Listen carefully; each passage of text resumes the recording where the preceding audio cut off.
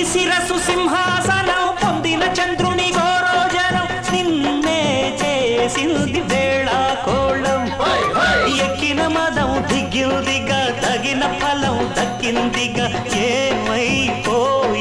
గర్వం అదే శివుని శిరసు సింహాసనం పొందిన చంద్రుని గోరోజనం నిన్నే చేసింది వేళ కోళం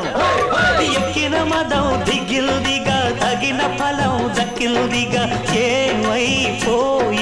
గర్వం త్రిమూర్తులే నిన్ను గని తలొంచరా